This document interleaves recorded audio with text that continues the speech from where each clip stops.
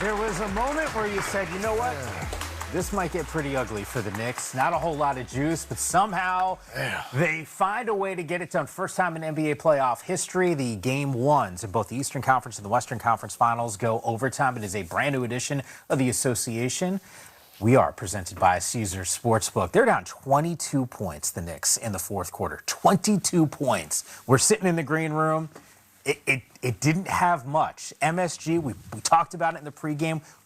It was dead in there. I mean, they're just sitting there watching Donovan Mitchell go off in this game, and it doesn't matter. Jalen Brunson just totally takes over. Yeah, I mean, look, it was... You don't even believe it. I could see it in your face. We did witness that. It was a weird game. We were back in the green room, and we were thinking this game was going to be over, done. Series is going to be a wash. And they gave us some excitement, man. Yeah. In true New York fashion. You know what? There was a reason why I picked Jalen Brunson to be my Eastern Conference Finals MVP. Because of moments like this, I say he's going to have the ball in his hands and be able to make plays for his teammates. And they did it when they needed it most. Again, down 22 points, 7 minutes left in the fourth quarter. Yeah. We didn't see any fight. They scored 23 points in the first 3 quarters. Their offense was struggling throughout. And then all of a sudden, they flipped the switch. And that's what this Knicks team has been doing ever since they entered into the postseason, flipped the switch. And this was a sight to behold. Yeah.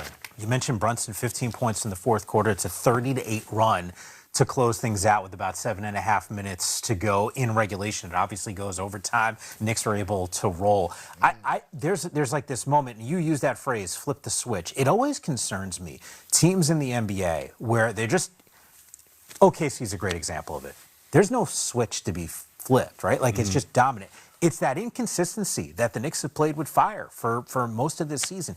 It didn't look like that was the case. Last 8 games now, at this point, it's an 8-game winning streak, 7 straight. Rudy, it felt like they couldn't miss shots during that 7-game winning streak. They struggled out of the gate, but yet somehow, some way, that mental fortitude late in this game, they just never gave up. Well, I think this is, we can say they're up and down. I think at this point it's just their identity. Yeah. You know, I think they know they have a guy in Brunson that can will them to wins. And as we've seen today and times before, they know they have that. You know, I think this is their strategy. They come out there, they move the ball around, they play defense. At the end of the day, they wait for Jalen Brunson to take them home, and that's what he did. And let's continue to talk about Jalen Brunson for a moment. As you see in these replays, he was going heavily at James Harden. Yeah. And James Harden, sometimes I felt like he gave up on a defensive play where he'll reach. Let me see if this is a reach moment. The reach right there. There was one he reached. Jalen went right by him, and Jalen hit the floater. They were targeting James Harden. And James Harden didn't have it not only on the defensive end, but he didn't have it on the offensive end as well. 6 turnovers. Remember, we talked about they have to control the ball, control the tempo in order to give themselves a chance in MSG. 19 turnovers by the Knicks today. By the Cavs. 6 turnovers for James Harden. We were doing an association. Coach Fizdale was sitting right where you're sitting, Chris, and it was the Cavaliers and the Pistons, and he just kept saying, they're picking on Harden, they're picking on Harden. They did that. And then you saw it here, especially late in this game where Jalen Brunson, I mean, they're just looking for that matchup, and Brunson able to deliver once again with 15 points in the fourth quarter. Knicks somehow down 22 points in that final frame, able to force overtime. Their first lead in the second half came off of free throws in the extra session, and here we go. It's the Knicks somehow taking a 1-0 series lead against the Cavaliers. We'll show you exactly how it all played out. The buzz, the energy in New York. You guys talked about it in the pregame show. Like, these fans are ready to go. There's nothing like it. Yeah, it's nothing like the Garden this time of year. Jalen Brunson, 9-day layoff after coming off a sweep of the 76ers. Donovan Mitchell, huge performance against the Pistons in the last round. Spider here buries it. Yeah, early on, Spider had it going. He was an unstoppable force. Didn't matter who was guarding him. He was able to impose his will. Yeah, 4-3 of the game for him, but the Cavaliers up 21. A little bit later, they're down 22 in the Knicks. That's what we're talking about right here. Yeah. That's what we're talking about, going at James Harden, seeking out that screen, seeking out that mismatch. Brunson again. I mean, look at that angle. And Mike, would you believe me if I told you he kept doing it? Yeah. No, this is definitely a strategy. Mike, you know, he's not done, Mike. No, this is definitely a strategy. Mike, he's not done. Not done. Look who he's picking on. It's Harden again. Mike, I'm telling you right now, it's still not done. Sometimes, when you find a matchup like that, you want to save it. Look. No, but seriously, Come on, Rudy. Sometimes when you find a matchup like that, you want to save it, which is why they went through it so heavily in the fourth quarter, and it brought them back. But you can't go full games. It gives teams a chance to, to make adjustments. Mobley, by the way, had himself a heck of a game. We'll talk about that coming up in just a bit. By the way, the Brunson three that we showed you, that was the only one he hit in the game. The Knicks struggled from distance. You see another big-time three from Bridges there. They're within 4 off of that bucket. Yeah. Bridges again. Bridges and Shamet. Who's guarding Bridges? I don't want to seem like I'm picking on him now. Yeah. Okay. But I'm pretty sure I know who you're talking about. Who's guarding? Rudy, stop it. Rudy. Stop it, Rudy. I was just asking the question. Shamet, that ball hit every This was a big one right here. This was a big one right here.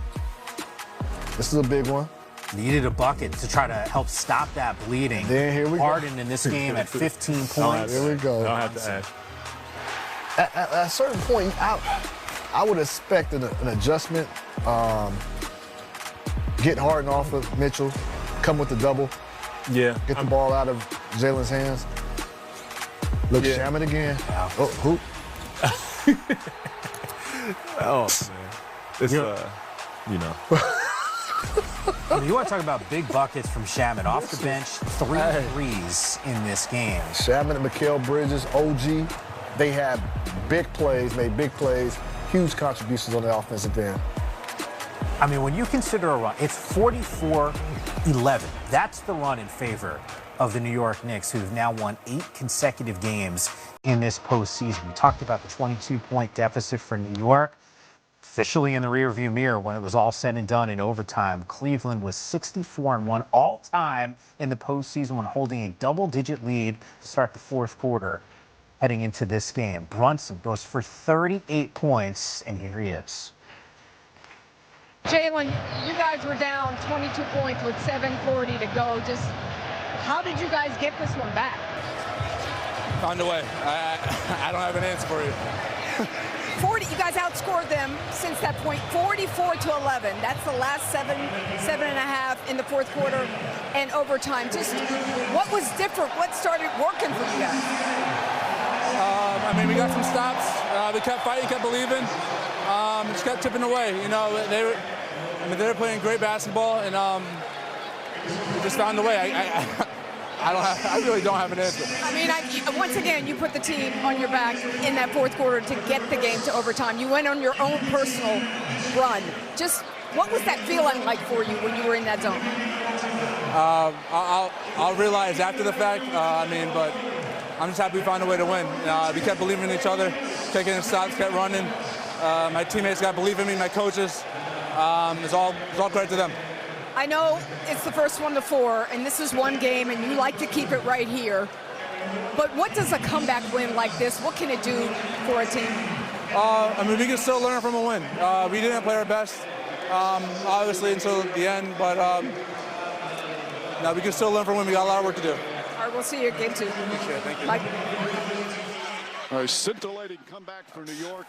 In that fourth quarter, those 2 threes, prayer threes, end of shot clock. We got a little unlucky, quite honestly. Brunson obviously took over at the end, and we started double teaming them and try to do some different things. But listen, I'm super proud of the way our group played. We played great basketball tonight for 3 quarters. Unfortunately, fourth quarter. They dominated us in the fourth quarter. What do you think happened when you guys had the ball in the fourth? When we had the ball, what are you saying, offensively? Yeah, if my only regret, and this, this can happen when you get a little fatigue. I think it just stopped moving. We were pinging the ball all over the place, great ball movement, and then it just got a little stagnant.